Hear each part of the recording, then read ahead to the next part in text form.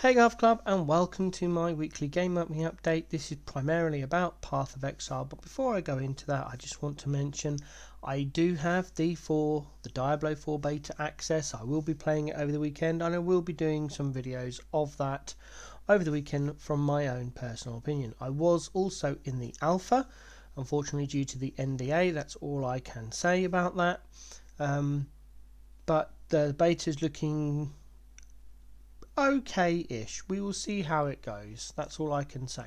Let's move on to what I've been doing in Path of Exile for the past several days. I've already done a last epoch update that was on my channel already, so if you want to check that out, you can check the video at the end of this one.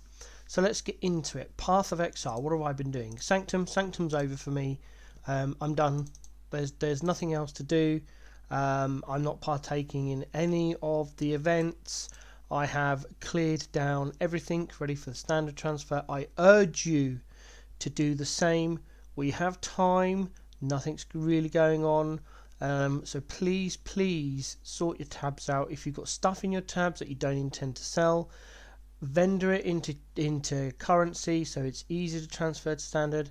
If you're not bothered about standard, contact someone that does play standard a lot, like myself, or one of the content creators that might still be doing end game memes, and donate it to them, or just keep it in your currency stash tab and then just pop into the standard and clear it all out.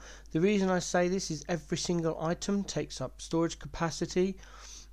So every single item you leave in a stash tab has to be catered for. There are hundreds of thousands of Path of Exile players. Most of them have got at least 10-15 stash tabs at least that they may use every league. Most people don't clear them out, so that's 10 to 15 stash tabs if they're all being used for various things. If they don't clear them out, they just sit there as remove only tabs for years. Please help GGG save money. Get rid of your items. Spend half an hour in standard each day just clearing out a stash tab or two. Help GGG save money. Help save the server space. Thank you very much. So all this is what I'm going to keep. I've got all my cards here that are going to go over for my card collection. I've got a truck full of stuff I'm transferring over as well. That's all my baby heist stuff, all the contracts and all the chaos recipe stuff, and that's all my empty stash tabs I've got nothing in. So 1, 2, 3, 4 tabs will go over. This is my mashed map stash tab, which I like to keep. This is the only removal tabs I have. All my other remove only tabs are empty.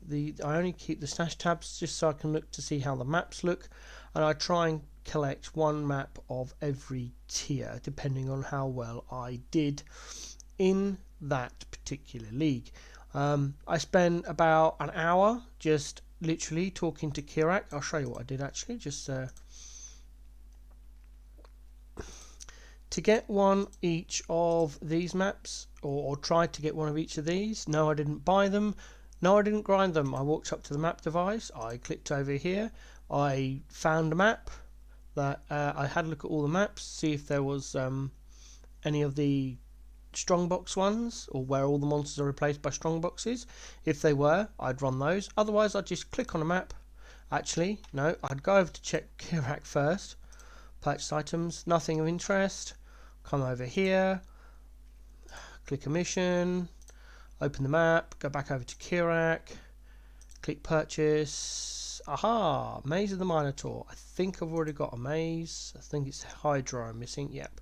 So I've got a Maze of the Minotaur. So all I do is click on the map device, click here, check the what's its again, and open another one. I don't open ones with rituals, because if you do, that'll kick over your rituals. So if you've got anything in your ritual stuff, that'll count down. Oh look, Lost Worlds map, T15 map. Thank you very much. That's it, nothing else, and this is all I did for about an hour. And that's how I managed to get all of one each of these maps at T16. Then obviously it's Hydra. Apparently it's very reluctant. I went through about 80 of these missions. There we go. There's an Elder Slayer one. I'm not going to run it. This character isn't capable of doing it, but you get the idea. And I generated a Cortex map as well from doing this, which I then sold to make some currency to take over to standard. So yeah, that's all I did, and that's it. That's Sanctum is done. I've sold all my relics because they're going to get deleted anyway. They just turned into some alt shards. Fine. Hardcore, I did do some hardcore stuff. I'm up to level 43. I've respec'd this heist trickster into ice shot now because it's way better than explosive shot. So that's all done, but unfortunately in solo self and hardcore I am out of scours and I've only got one chance orb left.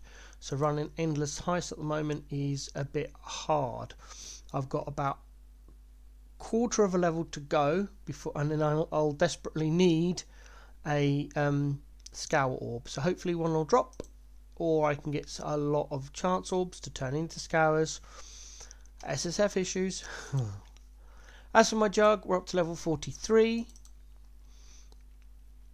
Not even halfway there. So we're into Act 5 now, one of my favourite acts. We've got our RF running, not a problem. So we've now got a granite flask and 3 healing flasks, all with corrupting blood on them, because I really don't want to die. I'm going to take it nice and slow with this character and try and hit that level 90 and get the Lord Labyrinth done. So that's my solo self-hand hardcore adventures.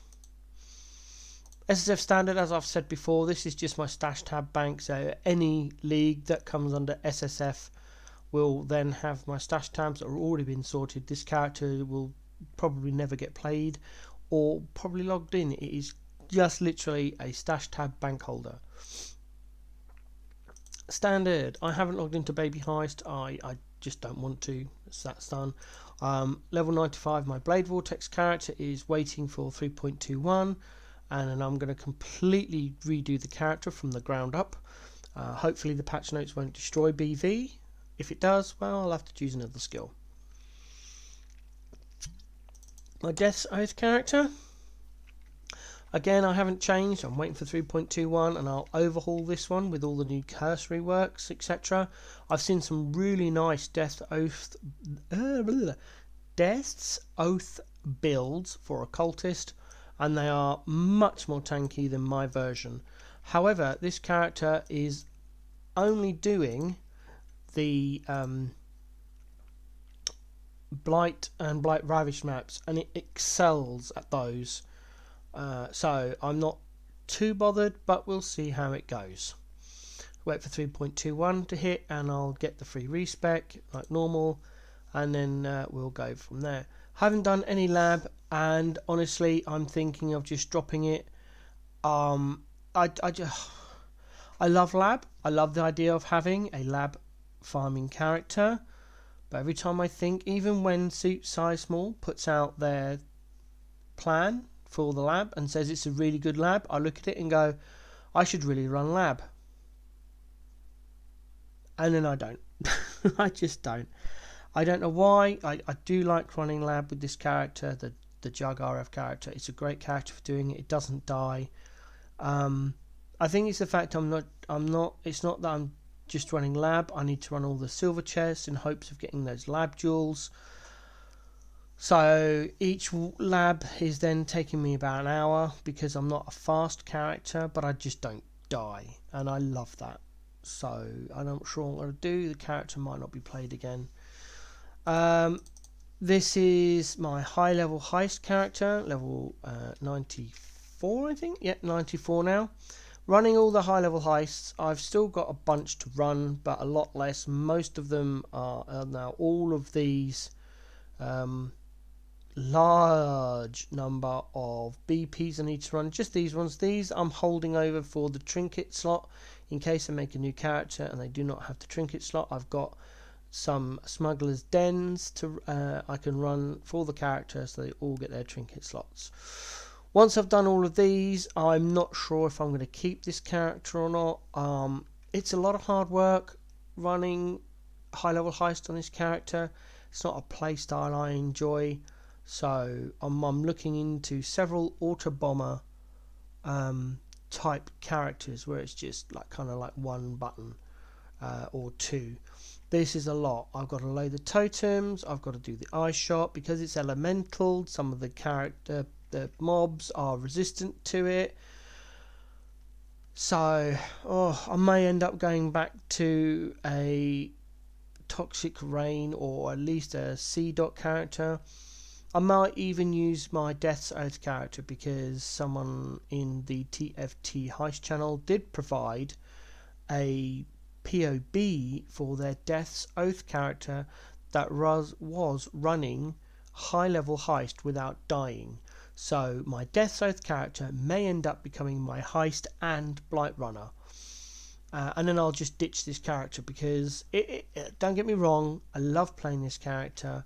If I had the currency to invest, I would become Omniscience and run that because it is significantly more damage. I don't have the currency. Well, it's not I don't have it. I don't want to spend that amount of currency on this character for that one thing. So yeah, I don't know. I don't know what I'm going to do. We'll have to wait for 3.21 to hit, or the Crucible, as it's just been called now, on the live, not the live reveal, on the reveal. That's just happened about an hour ago as I'm recording this video, so that's really good. Looking forward to the live reveal on March 30th. I think it's 7 PM PDT, which makes it, because we have our, here in the UK, we have our clock changes happening on March 26th. We lose an hour.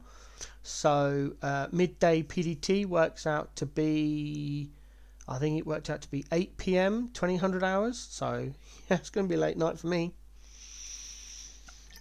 On the subject of that, I will of course cover the patch notes from a heist perspective and get that out as quickly as I can, and then we'll go from there. So let's move on what I've been doing this week. I'm just going to finish the overview of the characters and then I'll go into what I've been actually doing. I am very hesitant to play this character, but also I want to play this character a lot. This is my Inquisitor, mainly used to run Delirium, but I'm not running Delirium in the current thing. I'm having a ton of fun running Alva missions and then selling the temples in softcore standard. Each temple I do sells for about a divine to 1.5 divines, so that's quite nice. I'm also level 98. I've never had a character at level 98 ever. I've been getting to 95 quite regularly, hitting 96, 97 in a league, no problem. But this is the first character to hit level 98 and I am so close to hitting level 9.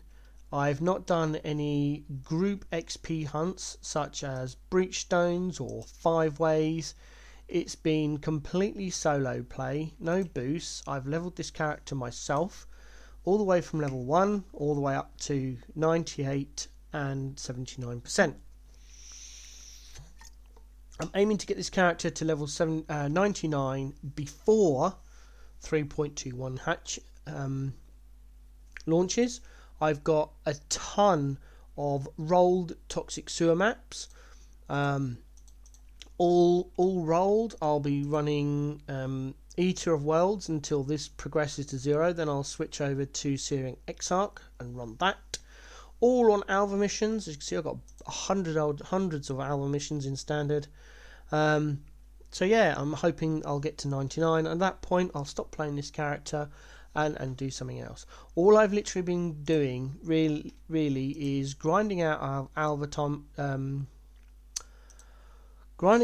temples. I had about, this tab was half full. As you can see, I've sold a ton. There are a ton more Alva temples to be waiting to sell, plus all this lot.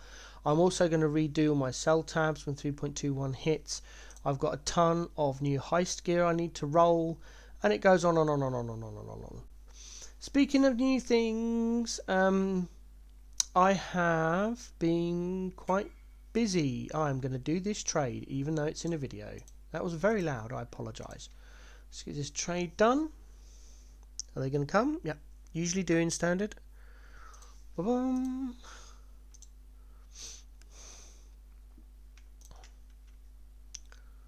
Have I got my fist bump on this character? No. Okay, got to say thank you. Thank you. Let's turn that volume down. That was loud from when I was doing IRL jobs earlier. Yikes, that's loud. Alright then, there we go. That's nice. 25C. Okay. As you can see, I've got 7 divines here. I've also been updating my storage. I've now got 40 divines in my storage. I'm going to hit 50 here. And once that's done, once I've got my 50 divines in my storage, I'm then going to be starting investing heavily in my characters. I've got 1,000 spare chaos as well, plus all this chump change. I've got some crafting projects on the go. I need to run some Jun at some point because I need some white sockets done. I've got 3 items waiting for white sockets. I'm using my ancient orbs to try and get a mage blood on this belt. And then I'll try and hit a squire on here, and this one or 2 drops. I've got some RF stuff here, but I'm not sure I'll keep it. And I've got a new low level elemental damage implicit 1 for the BV character. I'm not sure I'm going to be using that. And I've got this explodey chest as well. For BV, I just need to get or buy the fusings. I forgot the word. To then 4/6 link it on the bench. If the colours are correct. Currently they are, but I don't know how I'm going to change it once 3.21 hits. And then obviously got these crappy Venter's Gamble. I'm waiting for 3 and I'll do 3 to 1 and see if we can get a good one. I've been leveling some gems. So let me just bring up my stash record, wherever it's gone, on my other screen. I've got 3 screens at the moment, saving up for a 4th. Okay, so gem wise, we have, I think I've actually updated, I'm just checking, have I updated my list on here? No, right, boom boom. Oh yes I have I? Yes, I have. I've updated my gem list. No, I haven't. There it is. So we've leveled up an anomalous ignite proliferation to 2020, divergent eternal blessing to 2020, added chaos damage to 2020, and an ancestral protector. So we will pop those in our collection. I'm very much aware that all of these gems will change once PoE 2 hits, and they'll all be aiming to be 6 linked, etc. for all the active ones. I'm assuming the 20 levels and quality will stay the same.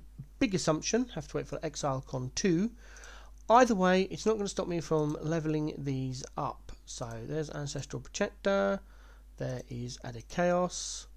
We'll go into the alternative quality ones, that's that one, there we go.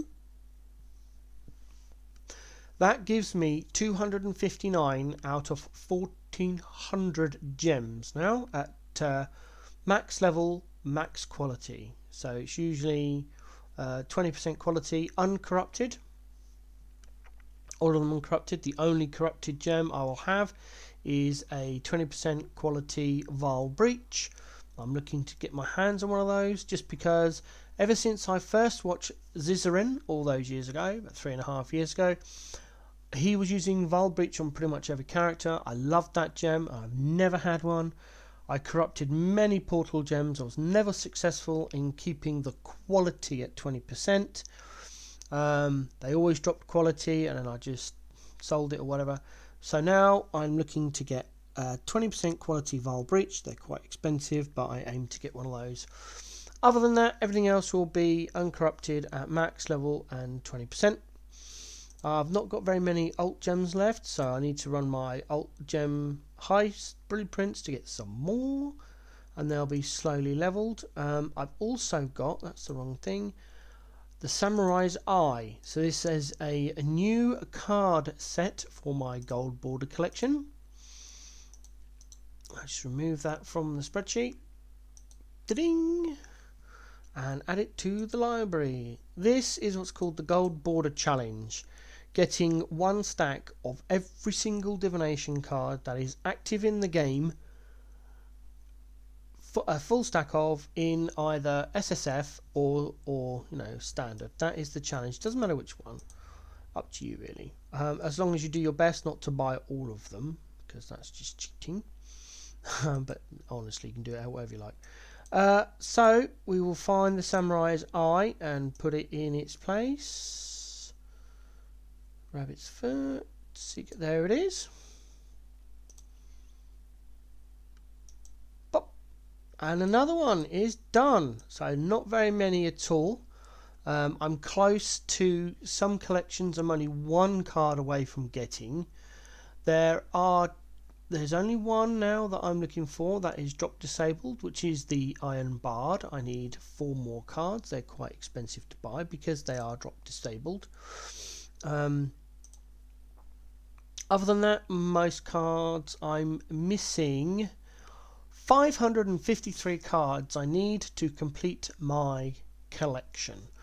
However, a lot of those cards are sat in Sanctum, so hopefully there'll be some there that I can use to complete some of my other stacks. I had about 200 stacked decks. I went through all of those, which is how I got the Samurai's Eye and a couple of other rare cards. I got one more Brotherhood in Exile and one more Checkmate card. So hopefully, fingers crossed, get some more of those. Yeah, so that's that. I've got a ton of uniques over in Sanctum. 1, 2, 3, 4, 5, 6, 7, 8, 9 coming over. Well, that'll drop my complete number of uniques down to about 34. Hold on, let me just remove some personal information. There we go. So here comes my spreadsheet. It's in a variety of different colours, so if you are sensitive to some colours, I apologise. There we go. So this is the collection. So I dropped Wilma's Requital. I brought that. I got that out of a ritual. I got Cortex from Kirak, like I showed you how to do earlier. I dropped that in a lab. I brought these because they were ridiculously cheap. Same with Annihilation's Approach and Echo Forge. These are standard prices of the items, and I didn't even pay a whole divine for these in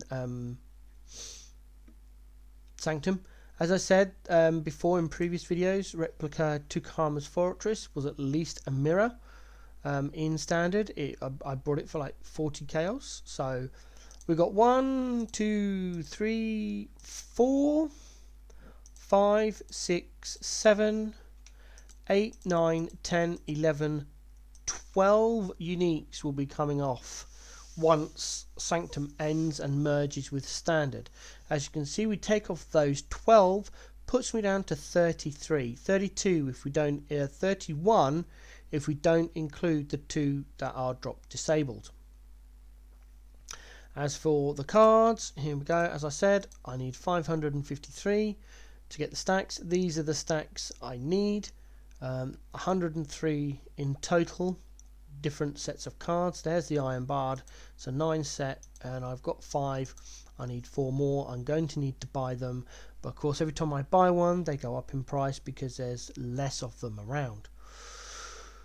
So that's that, and this is a collection. As I said, I got 259 of the 1,400 gems that are available. This is of course every single variant. There are 423 unique gems in the game. That is both support and active, and I've got 128 of them. And then obviously we go down into the alt qualities. 41. The exceptional gems are Empowered, Enlighten, Enlighten. Come on, Garth. Empower, Enlighten, Enhance. I got there in the end. And then all of the Woke gems, the Awakened gems, which in my collection are sat down here. These are the ones I need. I will get them. I've actually got an Awakened Enlightened on one of my characters. I actually think it's this character. Is it this character's got it? Maybe not. I thought it was this one. No, it's not. It might be on my Death Saith character, but I do have one somewhere. But I also think it's corrupted, which is why it was so cheap. So yeah, that's what I've been up to in my Path of Exile adventures, just running maps, trying to get this character to level 99, running the Alva missions, running some Blight blighted maps, blighted raven maps. I had all of this was full of blighted maps. I'm keeping hold of these memories. I want to collect one of each memories just because I can. I did run one of the alpha ones with strong boxes. It was not worth it. Really wasn't worth it. So yeah, that's what I've been up to. I've got to sort out all of these gems. I forgot to do it before starting this video, so there might be some more 2020 gem or 20% quality gems in there I can add to the collection. But that's what I've been up to in Path of Exile, playing standard. I'm not doing any of the events because they're all ruthless, and I hate ruthless. So yeah, that's what I've been up to. Hope you had a good week in Path of Exile, or good week all round. Looking forward to the live reveal in, where are we, 14 days time. It's the 16th tonight. It's currently 2100 hours at GMT. Haven't switched over to British summertime yet. That's happening in 10 days time. And then 4 days after that we get the live reveal, and on April 7th league start. Looking forward to it, seeing what they've done, what the changes they are. Hopefully they won't break any of my builds.